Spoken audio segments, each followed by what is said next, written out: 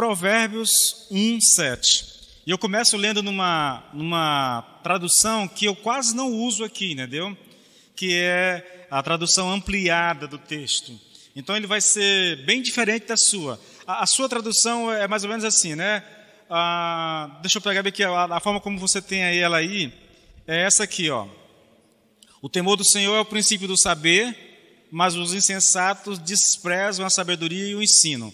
Aqui eu tenho aqui, é um pouquinho mais ampla, por isso que é ampliada. Olha só, o medo reverente do Senhor, isto é, adorá-lo e considerá-lo verdadeiramente impressionante, é o começo e a parte preeminente do conhecimento, seu ponto de partida e sua essência. Mas os tolos arrogantes desprezam a sabedoria hábil e piedosa, a instrução e a autodisciplina. É por isso que é uma versão ampliada. Ele vai explicando o texto, entendeu? O medo reverente, que é a ideia do temor, entendeu? O temor do Senhor, isso quer dizer adorar o Senhor, considerá-lo verdadeiramente impressionante. Ele vai explicando o texto. É uma boa tradução para um leigo, entendeu? É uma boa tradução. Tá, olha só. Eu quero começar essa ministração, querido, relembrando duas coisas ditas em duas ministrações anteriores, tá bom?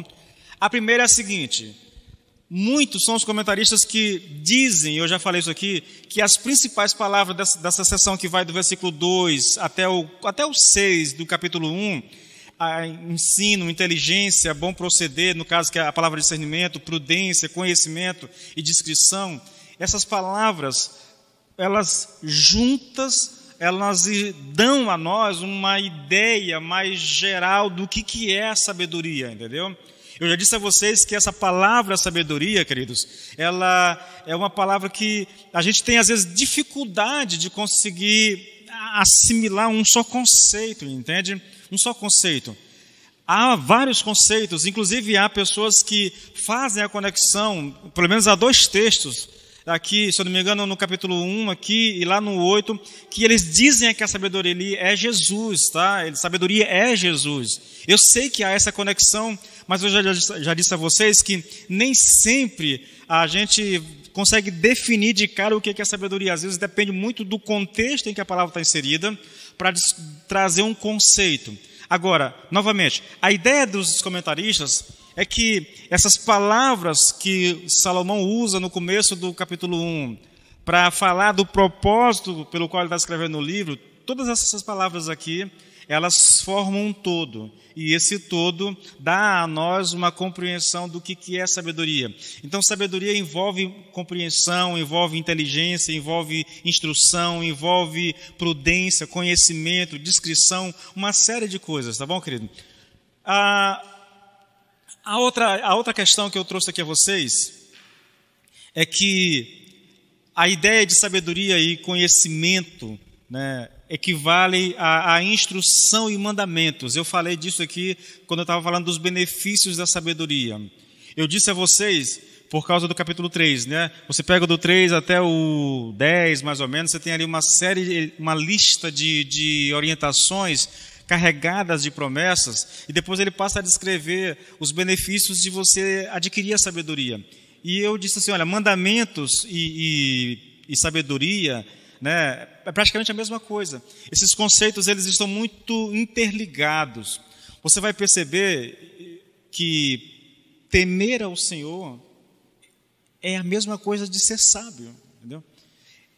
Quando você vai estudando o livro, quando você vai pesquisando cada vez mais, você vai perceber, querido, que o livro não é tão difícil de ser entendido.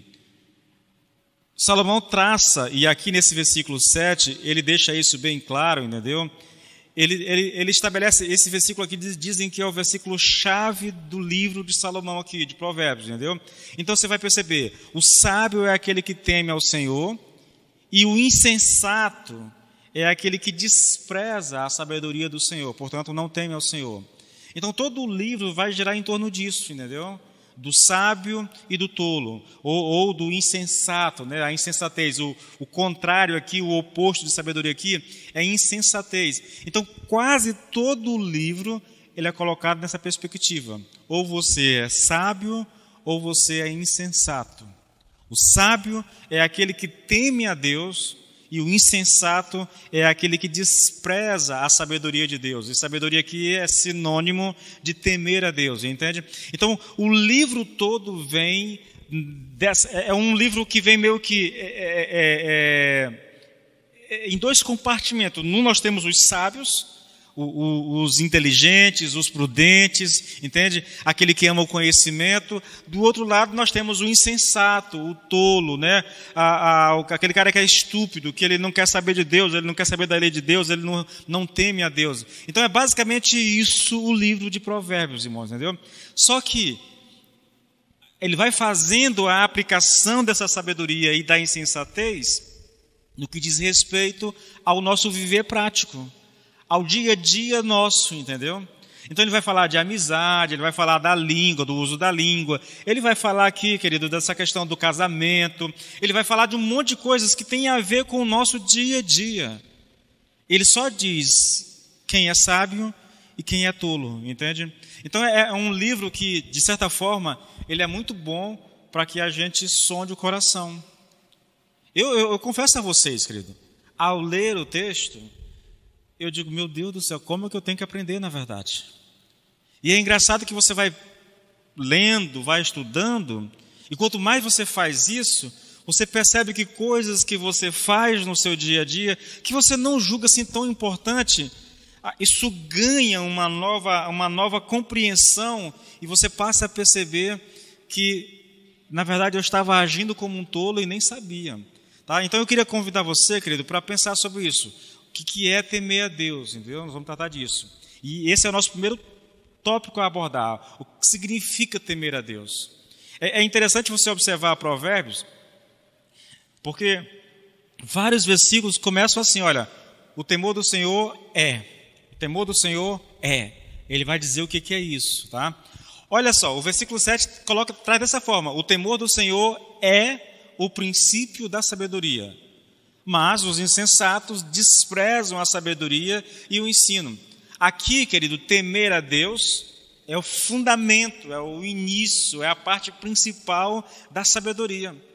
Portanto, a principal característica de uma pessoa sábia é exatamente o fato de ele temer a Deus. Pelo outro lado, o insensato é caracterizado pelo desprezo a Deus.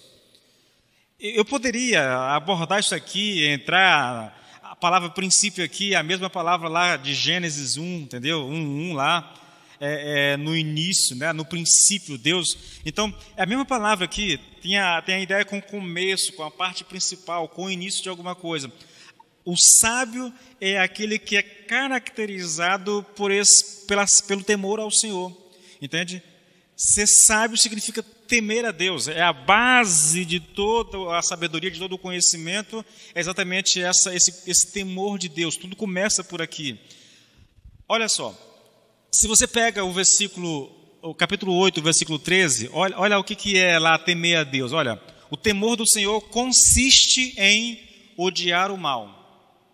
Veja que coisa interessante, para Salomão, temer a Deus significa odiar o mal. Aí ele descreve aqui, querido, algumas coisas, né, e isso é interessante porque ele diz assim, olha, o temor do Senhor consiste em odiar o mal. Aí ele diz, eu odeio a soberba, a arrogância, o mau caminho e a boca que fala coisas perversas.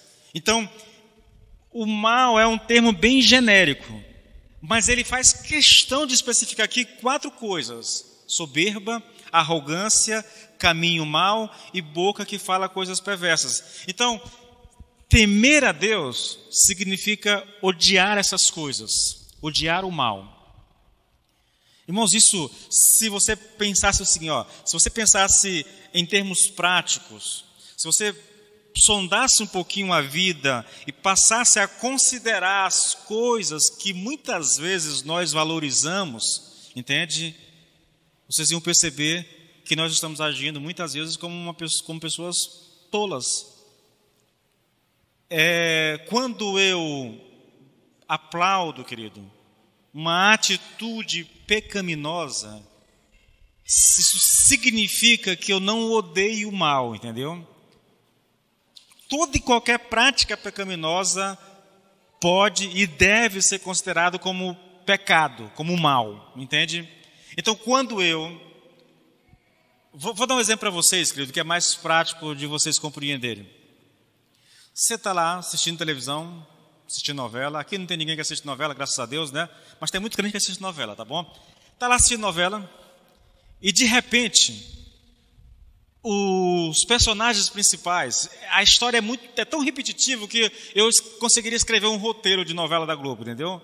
Está lá um casal, a mulher é casada com um cara rico, mas que é um camarada sem caráter, é um camarada que trai a esposa, é um camarada cheio de... E aí, de repente, talvez maltrata a esposa, e de repente aquela mulher acha um cara simples e ele a trata muito bem. E aí começa a dar, né, vai criando cenas onde vai criando um clima entre os dois.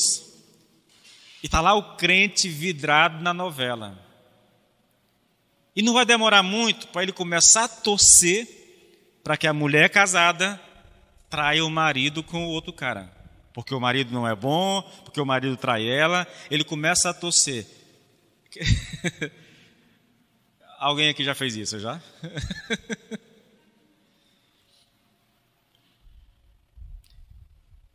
No geral, querido, nós nem nos damos conta de que nós estamos agindo dessa forma, entendeu?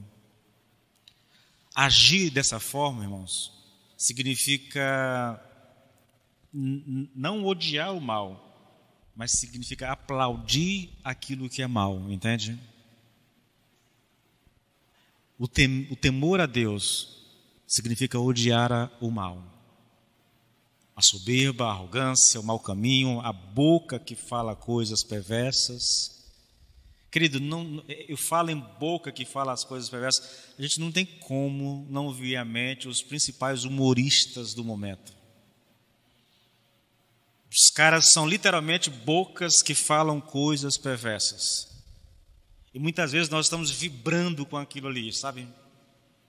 Dando ibope para essas pessoas. Isso reflete, querido, que nós não tememos a Deus.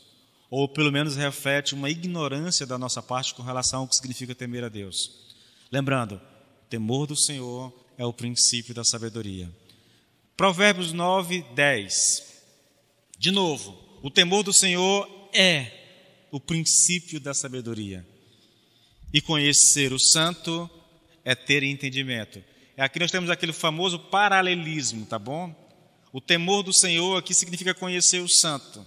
O princípio da sabedoria aqui é ter entendimento, entendeu? Mas a ideia é, querido, temer a Deus é o início da sabedoria. Isso significa que não existe verdadeira sabedoria sem que haja temor a Deus. Só há sabedoria realmente, querido, se há temor de Deus no nosso coração. Tá? A questão do princípio, né, o ponto de começo, parte principal, sugere aqui não uma posição cronológica, né, mas sim a parte principal, a parte mais importante do conhecimento. Ou seja, é o ponto de partida. O ponto de partida da sabedoria ou do temor ao Senhor, da sabedoria é temer ao Senhor, entendeu? Tudo começa em temer ao Senhor. Olha, deixa eu te dar aqui alguns conceitos mais popular. Quando você vai pesquisar, quase todo mundo diz que temor a Deus não é ter medo de Deus.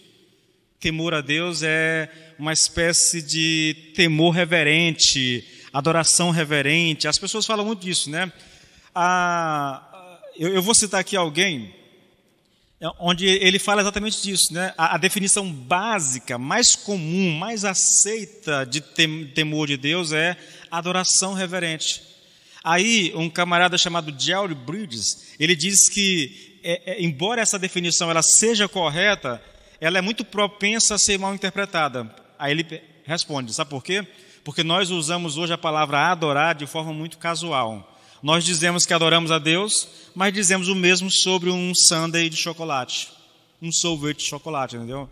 Eu adoro sorvete de chocolate. Então você coloca a adoração a Deus no mesmo patamar da adoração a né? nós temos uma compreensão um pouco equivocada a respeito do que significa adorar, querido. Aí, eu vou citar aqui um camarada chamado Krobes, acho que é Krobes o nome do cara. Ele diz que a definição adequada da palavra temor é uma emoção, veja, é uma emoção em que pavor, veneração e espanto são variadamente misturados. Sinceramente, para mim, é a descrição mais perfeita do que significa temer a Deus. Eu estava hoje lá na casa da minha mãe, aguardando o Júnior passar, e aí eu deitei na rede lá e fui para o YouTube e peguei uma ministração de um camarada chamado John Bevere, um americano. Ele disse que ele foi pregar uma vez na igreja e ele falou sobre o temer a Deus. Ele falou do medo, né, do pavor de Deus, essa coisa toda. E quando ele terminou a palavra, ele disse que o pastor pegou e gastou 15 minutos desdizendo aquilo que ele disse. Que um cristão não pode ter medo de Deus. Porque, citando lá 1 João, né, onde há amor, o medo não pode, eu não lembro aqui o texto, mas é basicamente, o amor lança fora, né, o perfeito amor lança fora o medo. Ele cita esse texto lá. Mas, querido, é um uso inadequado daquele texto, porque eu vou citar para vocês aqui experiências de homens de Deus, que quando estiveram diante de Deus, eles caíram prostrados, entendeu? Ver Deus, estar diante de Deus, ter consciência da presença de Deus, gera sim temor, na verdade gera pavor no nosso coração, irmãos. Essa é a experiência bíblica de quase todos os grandes homens de Deus que se encontraram com Deus verdadeiramente, entendeu? Então eu gosto da ideia. O que é temer a Deus, irmãos? É uma emoção, veja, é uma emoção em que pavor, veneração e espanto estão tudo misturado. Isso é temer a Deus. Aí, ele diz assim, olha, essa definição certamente se aplica a uma visão correta do Deus Todo-Poderoso e de forma alguma se aplica a um sorvete, não importa quão bom ele seja. Ele faz uma brincadeira. Deixa eu te mostrar como é que isso funciona. Isaías 6:5. Abra lá rapidinho. Olha o que está escrito. Isaías está lá, ele tem uma visão de Deus. Quando ele tem a visão de Deus, olha a atitude dele. Então gritei, ai de mim, estou perdido, pois sou um homem de lábios impuros e vivo no meio de um povo de lábios impuros. E os meus olhos viram o Rei, o Senhor dos Exércitos. Isaías 6:5, tá? Então veja aqui um homem que tem uma visão de Deus, querido. A reação imediata, irmãos, é medo. Sabe, eu vejo muita gente fazendo aquela oração, Senhor, eu quero te ver, Senhor, eu quero contemplar com os meus olhos, irmãos. Nenhum homem na Bíblia viu Deus e permaneceu igual. Geralmente, quando se tem uma noção, quando se tem uma percepção real de Deus, o que vem ao coração imediatamente é medo. Sabe por quê? Por causa da santidade de Deus. E por causa da nossa pecaminosidade. Mesmo salvo, mesmo justificado, todos nós temos ciência, conhecimento dos nossos próprios pecados, querido. Então, quando nós estamos diante de Deus, a primeira reação, querido, nossa é medo. Só que essa reação, querido, ela se mistura, sabe, com a veneração, com a adoração, entendeu? Com um espanto. Isso tudo é misturado, querido, porque depois dessa expressão aqui de Isaías, o Senhor vem, o anjo vem, toca os lábios dele, purifica ele, e aí você percebe a reação seguinte, entendeu? Então, o pavor e a adoração, por mais incrível que pareça, elas se misturam numa experiência dessas com Deus, entendeu? Então, o temor a Deus significa isso. É lógico que eu estou falando de uma experiência com Deus e não de uma leitura bíblica, tá bom? Ainda que a leitura bíblica deveria nos levar, querido, para um temor profundo de Deus, tá? Por conhecer a palavra. Eu tenho um outro texto aqui, é bem interessante também, mas eu só vou ler, eu não vou explicar mais nada. Juízes, capítulo 21, irmãos. Eu não lembro, eu não sei se eu só anotei os versículos. É a experiência lá do pai de Sansão, de Manoá, acho que é Juízes 14 ou é 13, eu não lembro o texto. Juízes, alguém acha bem a referência? 21 e 22. E essa foi a última coisa que o casal viu do anjo do Senhor. Só então Manoá percebeu que de verdade era o anjo do Senhor. Quando ele se deu conta que era o anjo do Senhor, ele disse: certamente vamos morrer. Disse Manoá à mulher: pois vimos a Deus. 13, né? Deixa eu anotar bem aqui para eu depois. Juízes 13, 21 e 22, querido. Quais são os benefícios, irmãos? Irmãos, o que é temer a Deus? Temer a Deus, querido, é esse sentimento de pavor, de adoração e de espanto. Isso, de maneira mais prática, se dá por uma experiência, mas isso pode ser experimentado ao ler a palavra de Deus. Você vai ver muitos casos no Velho Testamento. O rei lá, Josias, bem novinho, quando acharam o livro lá no templo, na reforma, quando leram a lei para ele, a primeira reação dele foi rasgar as vestes, cobrir a cabeça de terra, porque medo, irmãos, pavor. Ele estava diante da revelação de Deus e quando ele viu o que estava escrito, ele se encheu de pavor. Veja, nós podemos experimentar essas coisas, querido. Não é um medo que nos afaste de Deus, é um medo, querido, que nos leva para perto de Deus. É um medo que quando o conhecimento da palavra, de que em Cristo todo o nosso pecado foi perdoado, um conhecimento de que nós somos justificados não por nossas atitudes, pelas nossas obras, mas pelo sacrifício de Jesus Cristo, ao mesmo tempo que eu sinto esse medo por muitas vezes estar observando ali, lendo a Bíblia, que eu estou desobedecendo aquilo que eu estou aprendendo, ao mesmo tempo vem ao nosso coração, querido, um sentimento de adoração, porque aí nós lembramos de Cristo. Um ímpio, ele não tem essa reação de adoração, porque a palavra, se vai gerar alguma coisa no coração dele, é medo, entendeu? Por causa do juízo de Deus. Um crente, não. Ele pode até se espantar diante da palavra do Senhor, diante da quebra de alguns mandamentos, mas ele sabe ao mesmo tempo, querido, que há um Deus lá no céu, que se importa conosco de tal maneira que ele enviou o seu filho para morrer no nosso lugar. Quais os benefícios? Eu vou ser um pouquinho rápido porque eu preciso mais da parte final, que é a mais interessante para nós, tá bom? Quais os benefícios, irmãos? Provérbios 10, 27. Nós vamos pesquisar o temor de Deus em Provérbios. O temor do Senhor prolonga os dias da vida, mas os anos dos perversos serão abreviados. Novamente, irmãos, observe aí essa dualidade, sabe? O temor do Senhor prolonga os dias, mas os anos dos perversos serão abreviados. Quem é que teme a Deus? O sábio. Então o sábio tem os seus dias prolongados.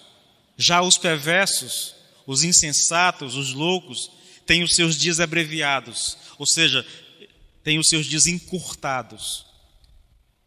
Isso é o benefício da sabedoria, do temor ao Senhor, querido, é longevidade. A consequência natural, longevidade. Eu não vou me ater tanto, irmãos, eu não vou explicar tanto, tá bom? Provérbios 14, 26 e 27, irmãos. Quem teme ao Senhor tem forte amparo. O que é isso? Ele vai explicar. E isso é refúgio para os seus filhos. Quem teme ao Senhor, de certa forma, tem garantido a segurança dos seus filhos, tá bom? Versículo 27. O temor do Senhor é fonte de vida para evitar os laços de morte.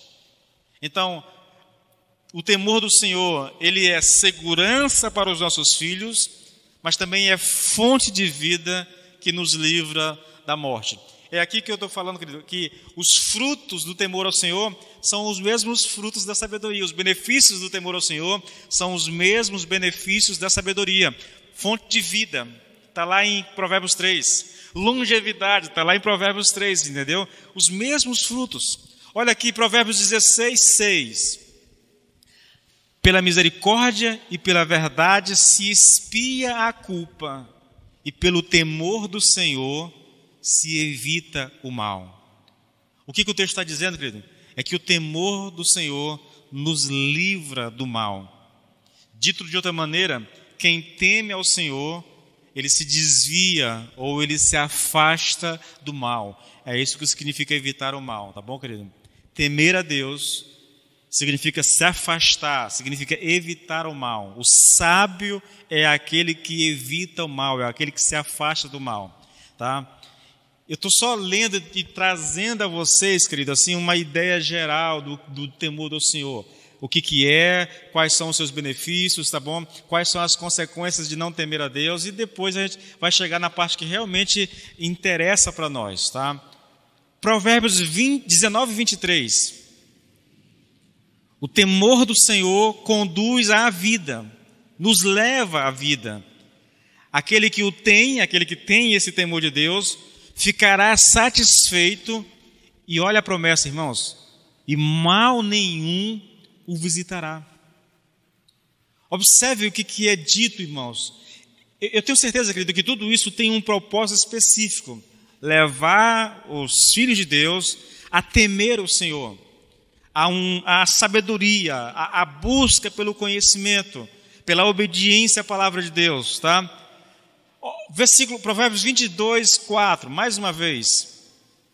A recompensa da humildade e do temor do Senhor são riquezas, honra e vida. Novamente, querido, muito semelhante aos benefícios da sabedoria. Muito semelhantes, irmãos, tá? A recompensa do temor são riquezas, honra e vida. A recompensa da sabedoria, riquezas, honra e vida. Longevidade. Sabe, irmãos, isso é muito curioso. Temer a Deus é a mesma coisa que ser sábio. Eu posso dizer, virando a moeda para o outro lado, quem não teme a Deus, entende? Jamais alcançará a sabedoria. O insensato é aquele que rejeita a vontade de Deus, estabelece a sua própria vontade no lugar da vontade de Deus e passa a viver por ela. Isso é tolice, isso é estupidez, isso é insensatez, querido. O chamado nosso é para que a gente viva a palavra de Deus. As consequências, rapidinho. Novamente, estou andando rápido porque eu quero me deter na parte final, tá bom? Quais as consequências, irmãos, de não se temer a Deus? Eu vou ministrar esse texto de maneira mais detalhada lá na frente, tá bom? Provérbios 1, a partir do versículo 20. Observe esse texto, irmãos. Ouça atentamente, ou então leia muito atentamente esse texto na sua Bíblia. Olha só. A sabedoria anda pelas ruas e praças, gritando em alta voz e querendo ser ouvida. Fala para o povo nas ruas, para nas portas da cidade, né? Aí começa, olha a fala da sabedoria, versículo 22. Até quando vocês vão viver como tolos? E vocês que zombam e fazem pouco caso de mim, até quando terão prazer na zombaria? Tolos, até quando desprezarão o conhecimento? Ouçam, se aceitarem a minha correção, eu derramarei o meu espírito de sabedoria sobre vocês e lhes mostrarei o meu plano para as suas vidas. Eu já chamei tantas vezes e vocês recusaram. Estendi a mão convidando, mas ninguém me deu importância. Vocês não deram valor aos meus conselhos e não aceitaram a minha repreensão. Por isso, olha a consequência, querido. Por isso, quando chegarem os dias do sofrimento, os dias do medo e da tristeza, eu vou rir e zombar de vocês. Quando aquilo que temem ocorrer com vocês como uma tempestade, quando a desgraça cair sobre vocês como um furacão, quando vocês estiverem sufocados pela angústia e dor, então vocês me chamarão, mas não responderei. Tentarão me achar, mas não me encontrarão. Sabem por que isso vai acontecer? Porque vocês desprezaram o conhecimento e se recusaram a temer a Deus. Que palavra, irmãos, tremenda essa aqui. A sabedoria, ela sai pelas ruas e pelas praças gritando, né? Chamando a atenção das pessoas. Se vocês se arrependerem, eu derramarei o espírito de sabedoria sobre vocês. Se vocês derem ouvidos à minha voz, eu os abençoarei.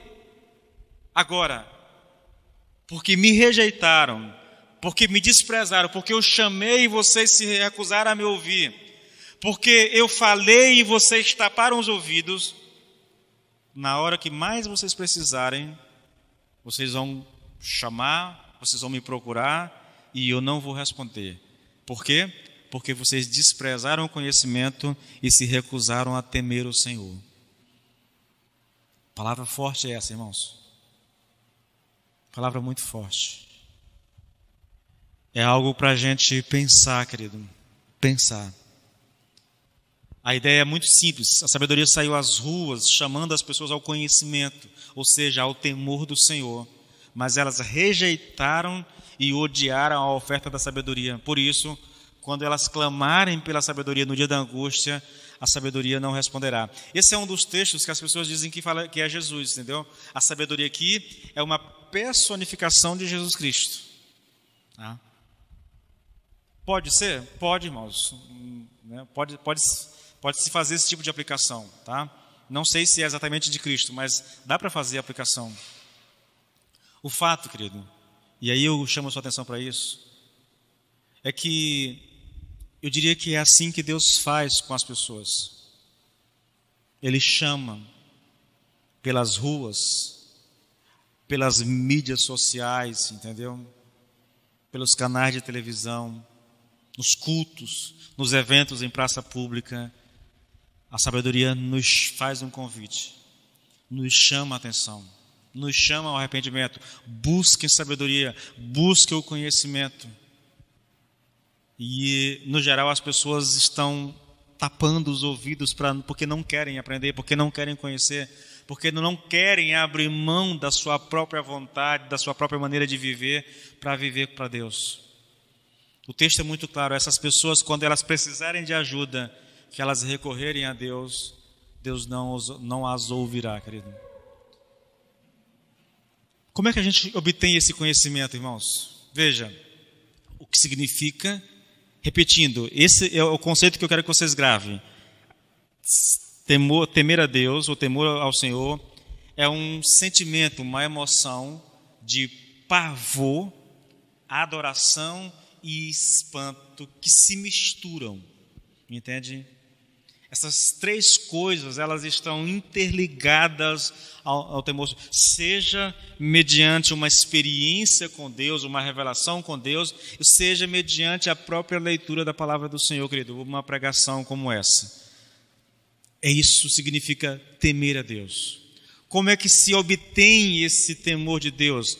Observe, querido, o processo. Observe como é interessante. Gente, eu fiz um monte de besteira, mas, novamente, eu vou citar um Provérbios aqui que eu nem lembro onde foi que eu só sei que é Provérbios, irmão. Olha só, filho meu, se aceitares as minhas palavras e esconderes contigo os meus mandamentos, presta atenção nos verbos, olha só.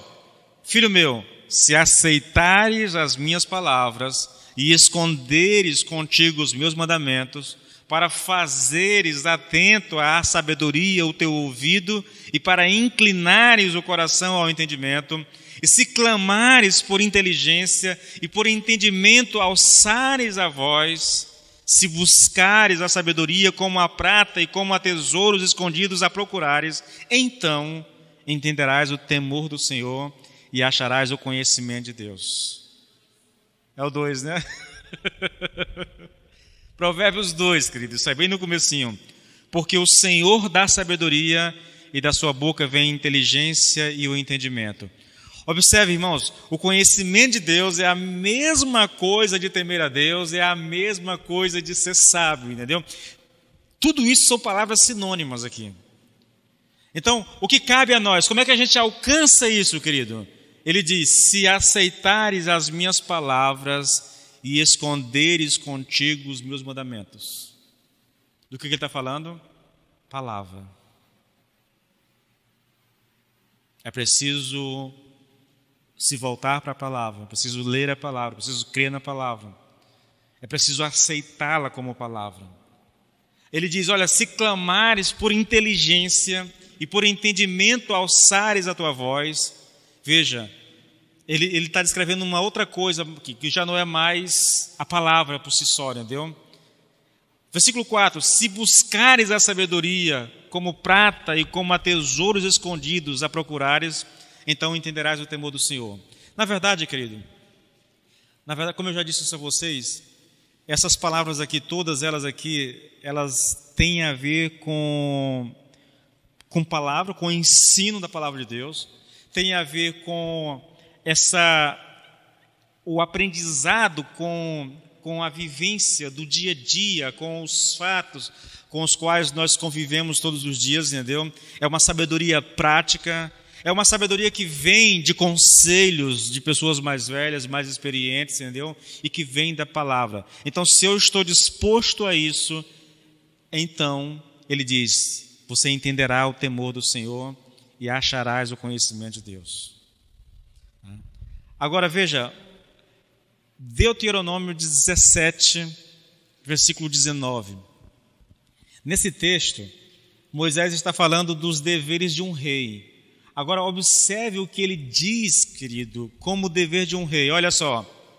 E o terá consigo, e nele lerá todos os dias da sua vida, para que aprenda. Isso aqui são os mandamentos de Deus, a lei de Deus, tá? Então, o rei tem que ter uma cópia com ele, para que ele leia isso todos os dias. Para quê? Para que aprenda a temer o Senhor. Entende? Então, o temor de Deus vem pelo conhecimento da palavra de Deus, lido todos os dias, irmãos. Vou ler o texto novamente.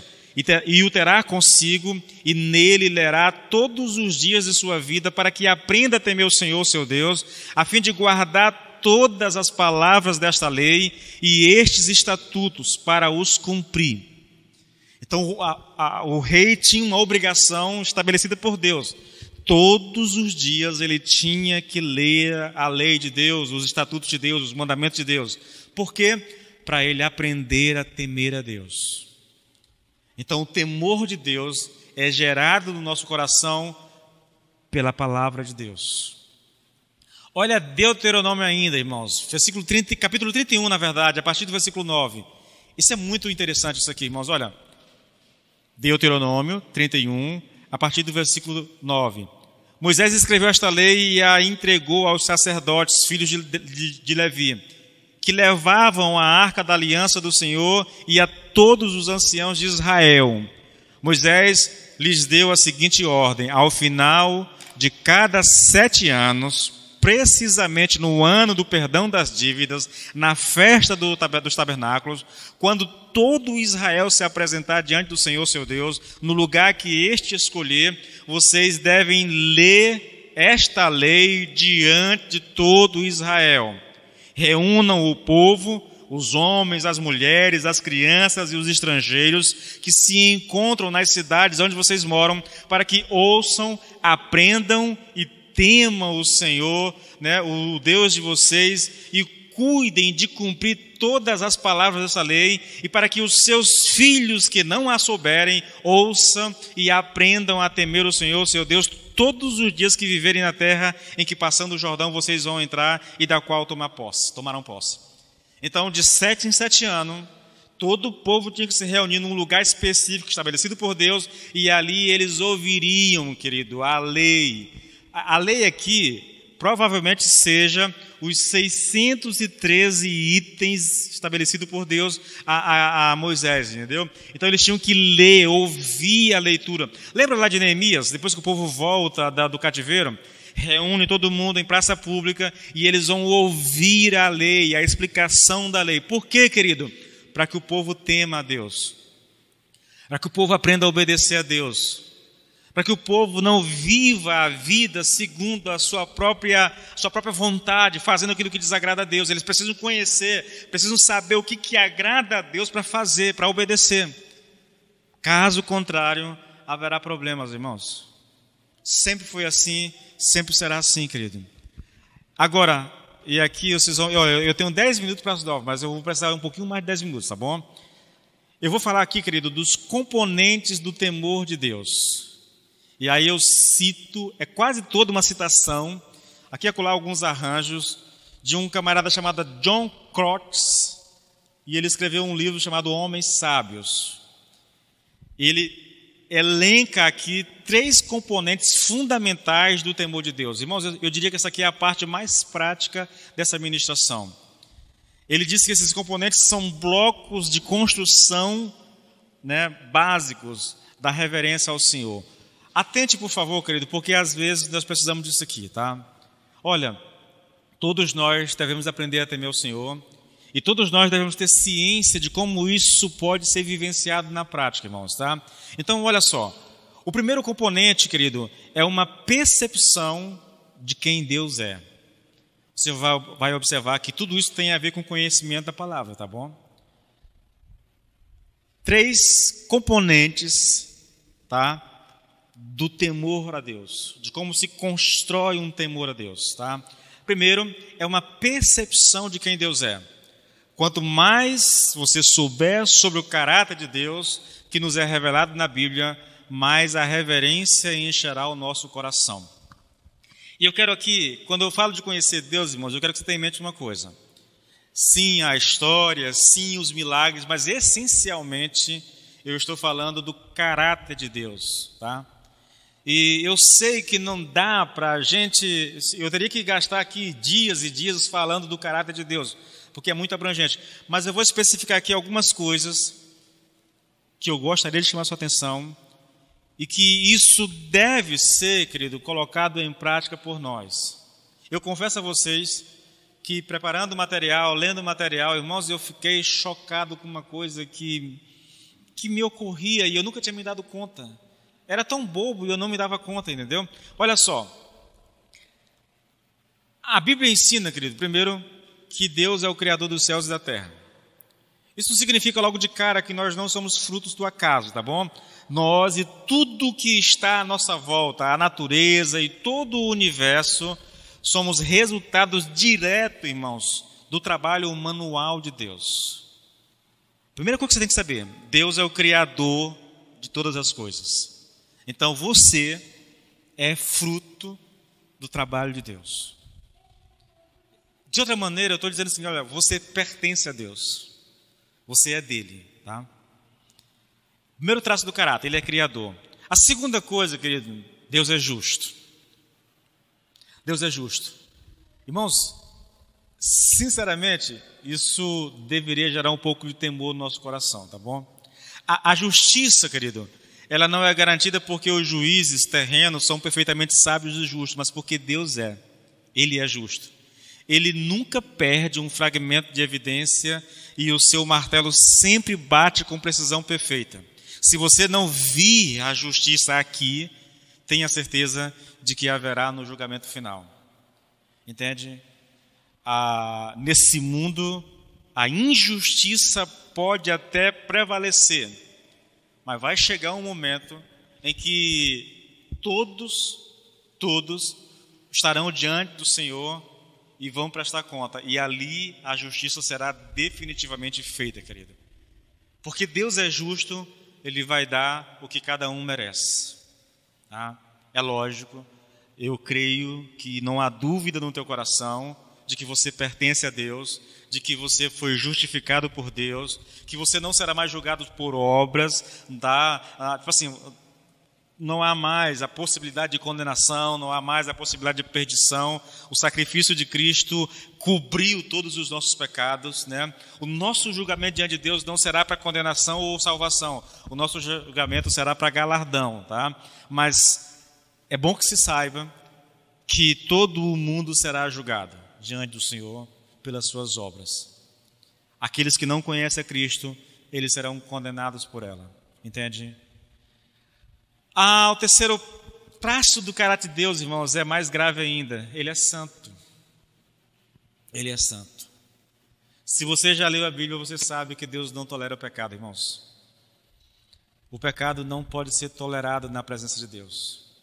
Vou te dar um exemplo, querido, de como até mesmo um homem de Deus pode, ao estar diante de Deus, ser, por causa da consciência que ele tem de pecado, ele ser jogado ao chão de uma maneira assim tão terrível. Novamente eu vou citar Isaías 6. Quando Isaías teve a visão, querido, do Senhor assentado no templo, isso está em Isaías 6, tá? Um anjo poderoso exclamava a outro anjo, dizendo assim, olha, Isaías 6:3, Santo, Santo é o Senhor, né? É o Senhor dos exércitos, toda a terra está cheia da sua glória. Você sabe qual foi a reação imediata do profeta Isaías ao ter essa visão? Versículo 5 descreve isso. Quando ele teve a visão, quando ele ouviu a fala dos serafins, versículo 5, então disse eu, ai de mim, estou perdido, porque sou homem de lábios impuros, habito no meio de um povo de lábios impuros, e os meus olhos viram o Rei, o Senhor dos exércitos. Olha a consciência do profeta, irmãos. Veja, o único pecado que ele descreve aqui é lábios impuros. Eu tenho certeza que o profeta não era um homem que andava falando de imoralidade, entendeu? Mas olha a consciência do seu próprio pecado quando ele está diante da glória de Deus. Medo, pavor, entende? Ele não só é um homem de lábios impuros, mas ele habita no meio de um povo de lábios impuros. Que Deus... Veja, querido, é bom que a gente tenha consciência, querido, que ao ter a visão, ao cair prostrado, quando você vai para o versículo 6, está escrito assim, olha, então um dos anjos, um dos serafins, voou para mim, trazendo na mão uma brasa viva, que tirara do altar com uma tenaz. Com a brasa tocou a minha boca e disse, eis que ela tocou os teus lábios, a tua iniquidade foi tirada e perdoada o teu pecado. Depois disso, preste atenção no detalhe, querido, olha. Primeiro ele tem uma visão, e aí na visão ele vê o Senhor assentado, e os serafins falando um ao outro, santo, santo, santo é o Senhor, tal, tal. Quando ele tem a visão, ele ouve aquilo que é dito, ele cai prostrado, por causa da consciência do seu próprio pecado. Então um anjo vai lá, pega uma brasa, tira do altar, toca nos lábios, a iniquidade é perdoada, o pecado é perdoado. Agora olha o versículo 8. Depois disso, ouvi a voz de Deus. Eu não sei se você consegue perceber, querido, que há uma conexão muito profunda aqui. Ele só ouviu a voz de Deus depois que a iniquidade foi retirada e o pecado perdoado. Deus só falou com ele depois de purificá-lo. Por quê? Porque Deus não pode tolerar o pecado na sua presença. Ele é santo. Entende? Ele é santo. As Escrituras também, querido, revelam que Deus conhece tudo o que é, que era e que há de vir. A Bíblia diz que Ele é onipotente, Ele é onisciente, Ele é onipresente. A Bíblia diz que Ele é um Deus de ira e um Deus de glória. O John Crotts diz o seguinte, o temor de Deus começa realmente a se desenvolver quando você percebe que de fato ficará diante desse santo e justo juiz e prestará contas de cada um dos seus ditos e feitos. A ideia é, se eu tenho consciência de que um dia eu estarei diante de Deus, um Deus que tudo sabe, que tudo vê, que está em todo lugar, isso é para encher o meu coração de temor, querido. Existem outros atributos, queridos, que fazem uma profunda diferença entre a versão cristã e a versão não cristã do temor a Deus. Ele diz assim, olha, se um não cristão obtivesse uma verdadeira compreensão do ódio de Deus pelo pecado e do juízo certo que está para vir, ele viveria em puro terror de Deus, puro medo de Deus. Talvez você se lembre da história de Lutero. Antes de ter a consciência da justificação pela fé, Lutero vivia aterrorizado pela ideia de que um dia ele estaria diante de Deus, entendeu? Por isso que ele se mutilava todinho, querido, tentando apaziguar um pouco Deus, entende? Por que ele fazia isso? Porque ele tinha uma consciência muito afiada a respeito do ódio que Deus tem pelo pecado, entende? Da ira de Deus pelo pecado. Ele continua dizendo assim, olha, mesmo Adão e Eva no jardim do Éden, após a sua queda no pecado, se esconderam da presença de Deus por medo. Um cristão, no entanto, viu mais do caráter de Deus, não apenas sua justiça e ira. Ele também viu o amor, a misericórdia e a graça divina. Agora, preste atenção, querido. A combinação de todos esses atributos de Deus é revelada poderosamente na cruz de Cristo.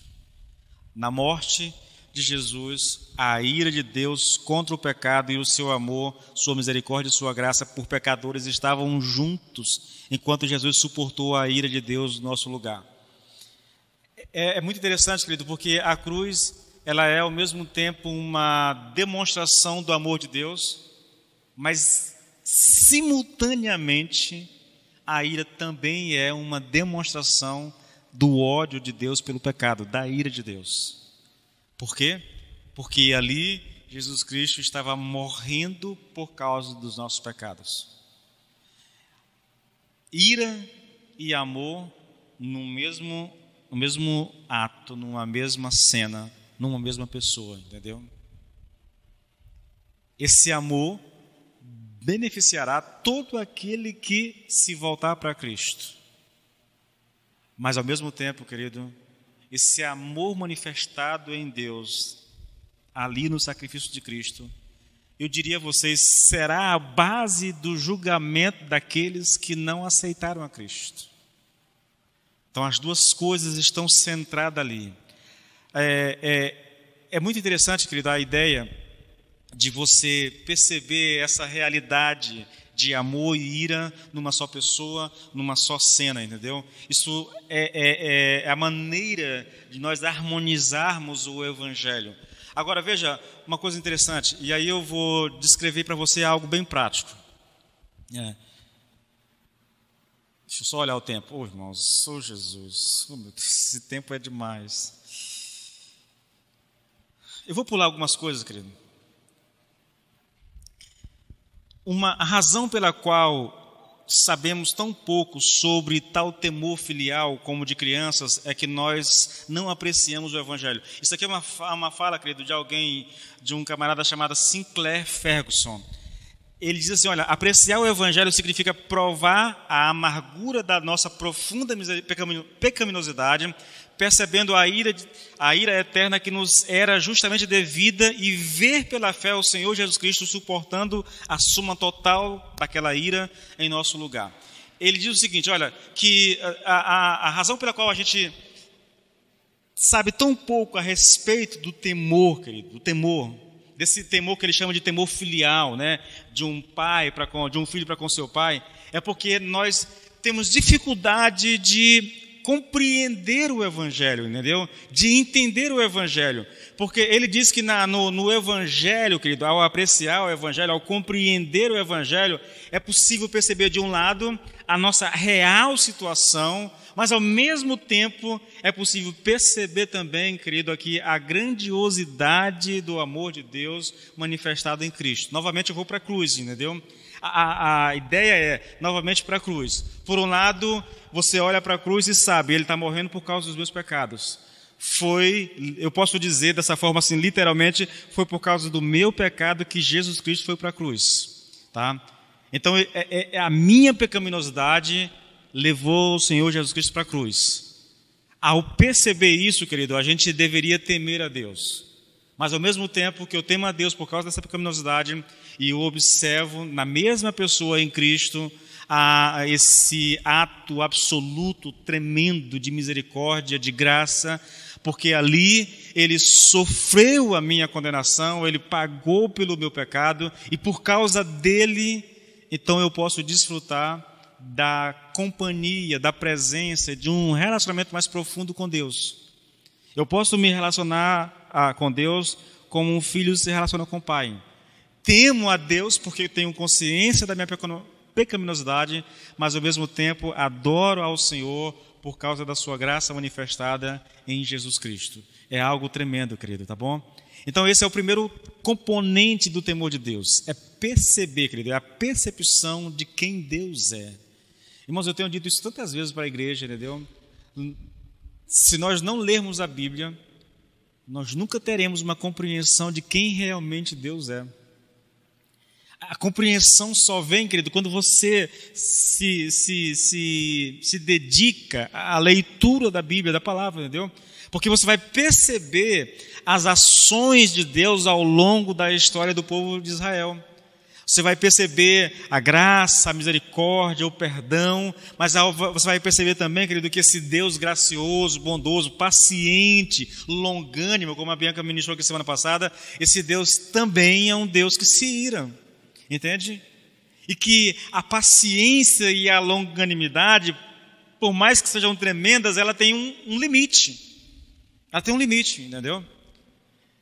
Então é muito importante que a gente tenha esse conhecimento, querido. Agora, vamos lá. O segundo componente desse temor a Deus é uma percepção de onde Deus está e do que Ele sabe. Deixa eu te explicar isso, querido. O atributo muitas vezes chamado de onipresença reconhece que Deus está em todo lugar. Onipresente significa que Ele está em todo lugar. A implicação pessoal para nós, querido, é que Deus está sempre onde você está. Isso é assustador, irmãos. Confesso a vocês. Deus é onipresente. O que significa? Significa que Ele está aonde você está e não importa onde você esteja. Entende? Se no meio dos irmãos ou numa cidade sozinho, distante, longe dos irmãos, Deus está lá contigo do mesmo jeito.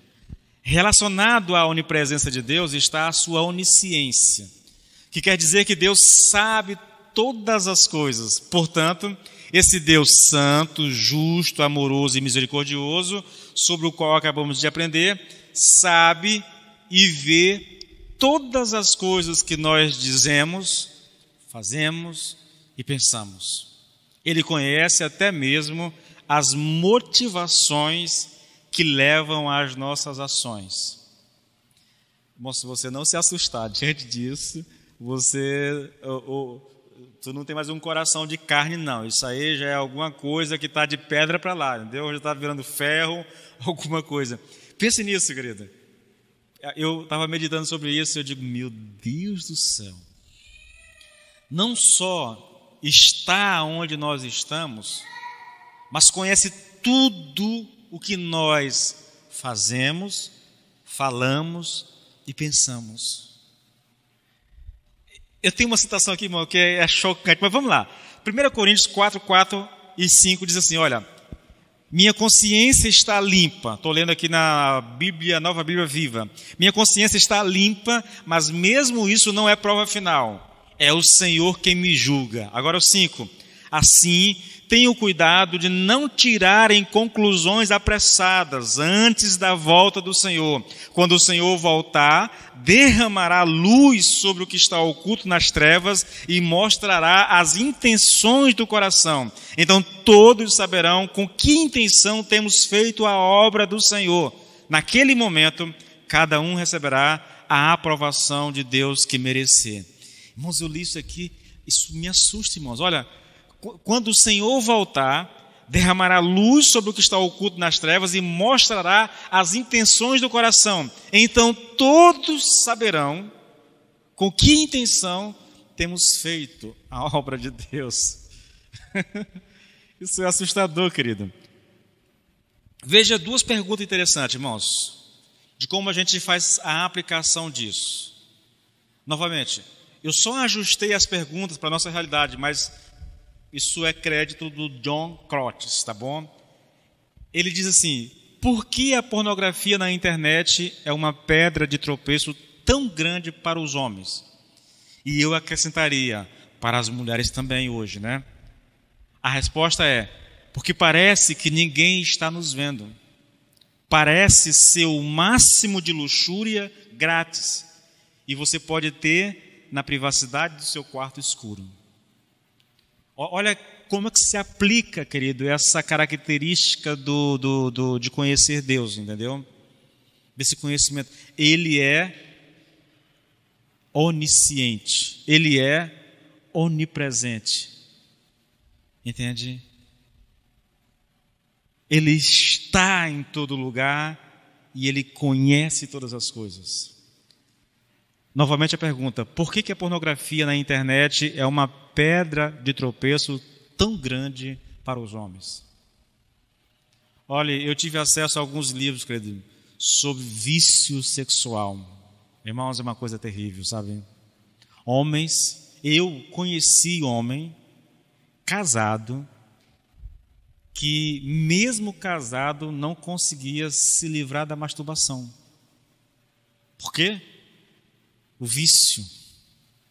O vício. Você consegue imaginar um homem com a esposa dentro de casa e se masturbar, ele sozinho? Loucura um negócio desse, né? Olha a outra pergunta que ele faz: por que os homens se envergonham de serem vistos por outros, enquanto olham para aquilo do qual não estão envergonhados de olhar sozinho na presença de Deus? No geral, é porque nós nos esquecemos que Deus é onipresente e Ele é onisciente. Então a gente tem vergonha de fazer à vista dos outros. Mas quando nós estamos sozinhos, e que ninguém está olhando, você quer um bom teste para isso, irmãos? Olha, não é apontar dedo para ninguém, é uma coisa que a gente precisa vigiar bastante. Eu estava pensando sobre isso, né? E me ocorreu uma coisa interessante. Se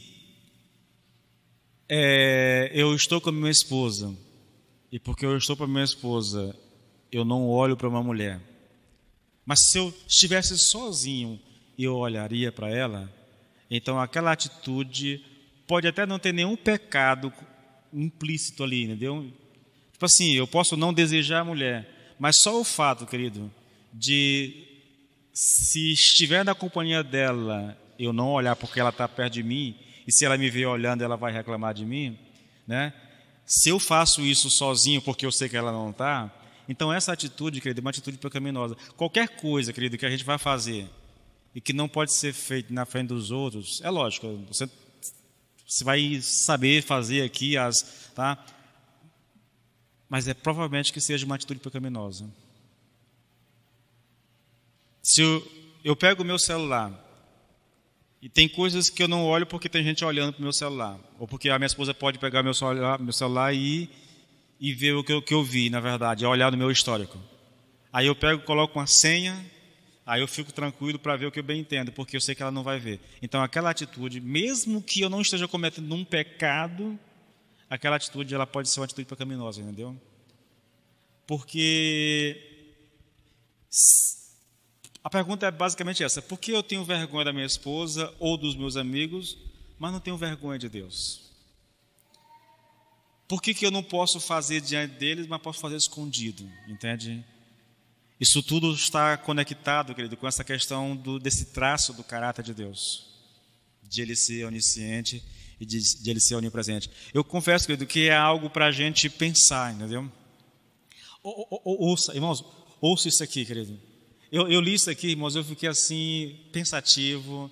Eu digo: Deus, misericórdia, Senhor. Olha, todos os pecados que você cometeu no escuro, ou debaixo de cobertas, por trás de portas fechadas, foram, na verdade, tão claros e visíveis para Deus, como se você os tivesse feito diante do seu próprio trono, nu e com refletores de luz brilhando sobre você.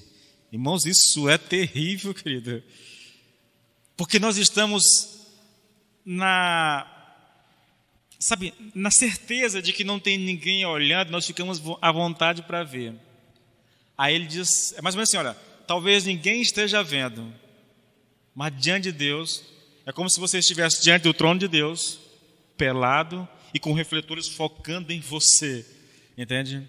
O que ele quer dizer com isso, querido? Deus conhece o que nós fazemos, o que nós pensamos e o que nós falamos, querido. Nós podemos nos esconder das pessoas, mas não podemos nos esconder de Deus. Lembre, querido, que a intenção dessa ministração é gerar temor de Deus no nosso coração. E a intenção, querido, em gerar temor de Deus no nosso coração não é fazer com que as pessoas vivam com medo de Deus. Não é isso.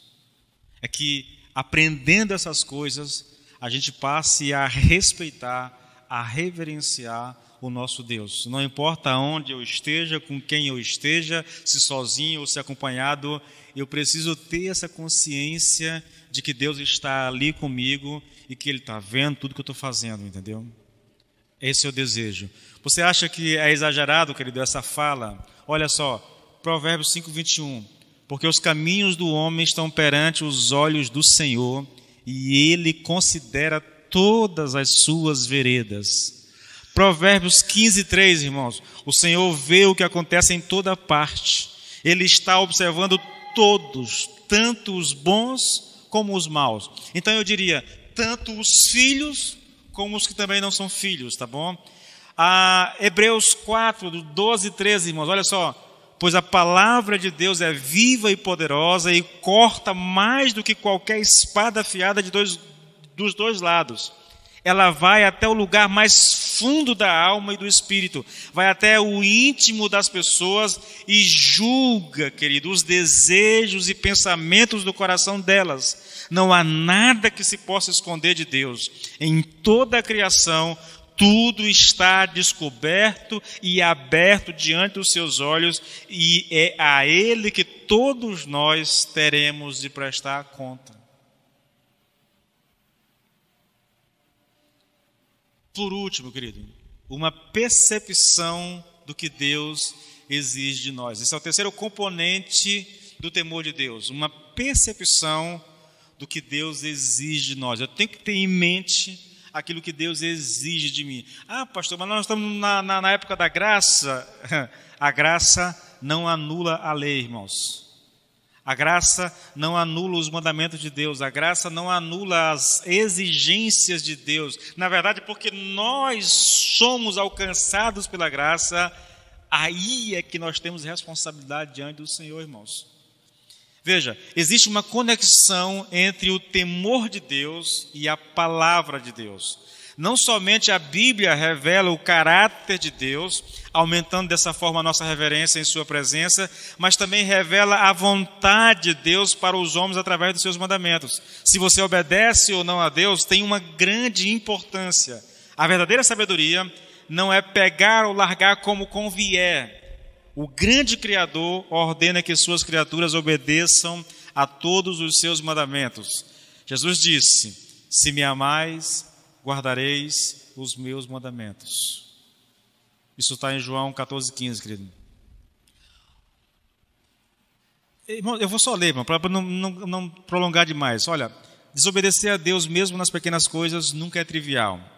Quando um homem temente a Deus recebe o troco a mais em uma loja, devolve o excedente, porque Deus diz: não furtarás. Uma pessoa que teme ao Senhor não diz meias mentiras para evitar magoar os sentimentos de alguém, porque Deus disse: não dirás falso testemunho contra o teu próximo. Porque o Senhor disse: honra teu pai e tua mãe. O sábio não insulta a sua mãe, nem mesmo sarcasticamente. Um homem temente a Deus não se demora em uma banca de jornal com capas de revistas saltando diante dos seus olhos, estimulando a lascívia. Por quê? Porque Jesus disse que hospedar pensamentos lascívios é cometer adultério em seu coração. Lembre-se, o temente a Deus é plenamente consciente de que Deus está literalmente observando os seus olhos e coração em um corredor de revistas de uma loja. Eu tenho as aplicações práticas, querido, mas eu faço isso um outro dia, por causa do horário. Já está bem adiantado, tá bom? O que nós queremos com isso aqui, irmãos? De maneira muito simples, ensinar a cada um de nós. E eu digo a vocês, irmãos, mais a mim do que talvez a vocês, ensinar a temer a Deus. A ter consciência, querido, de que eu nunca estarei sozinho, não importa onde eu esteja. Entende? Que eu devo honrar a Deus com a minha vida, com as minhas atitudes, com as minhas palavras, em qualquer lugar que eu esteja.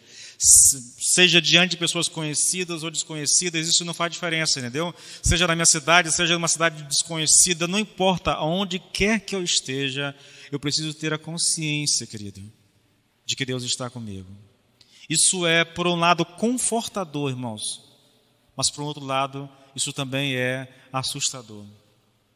Nós não nos escondemos de Deus.